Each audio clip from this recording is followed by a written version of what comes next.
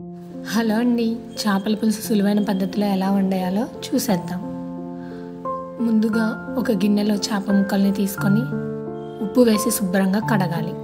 ఆ తర్వాత చేప ముక్కల్లో పసుపు, ఉప్పు, అల్లం వెల్లిపాయ పేస్ట్, కారం వేసి మంచిగా ముక్కలకి పట్టే వరకు కలుపుకోవాలి. ఆ తర్వాత కొంచెం ఆయిల్ వేసి ఉల్లిపాయ పేస్ట్ను కూడా వేసి మంచిగా కలపాలి.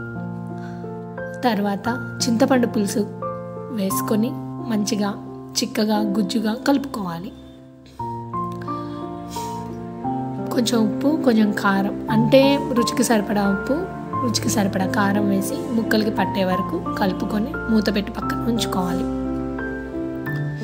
ఆ తర్వాత ఒక గిన్నె తీసుకొని ఆ గిన్నెలో సరిపడా నూనె వేసి ఒక ఉల్లిపాయని సన్న ముక్కలుగా కట్ చేసి కొంచెం ఉల్లిపాయ పేస్ట్ కూడా వేసి పచ్చిమిర్చి కూడా వేసి కరివేపాకు, కొంచెం జీలకర్ర వేసి వేగనివ్వాలి.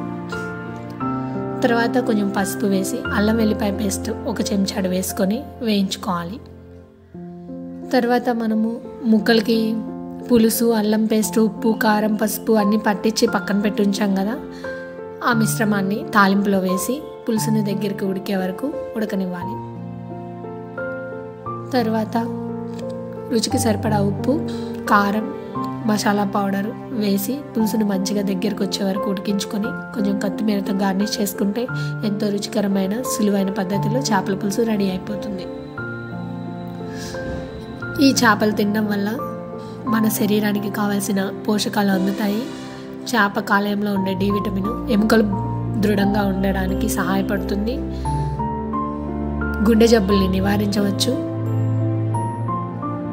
చేపలో ఉండే ఏడికే విటమిన్లు మన శరీరానికి అందుతాయి. మన ఎముకలు దృఢంగా ఉండడానికి సహాయపడుతుంది. కావున చేపలు వారానికి 2 సార్లు తినడం వల్ల మనకు కావాల్సిన పోషక విలువలు అందుతాయి.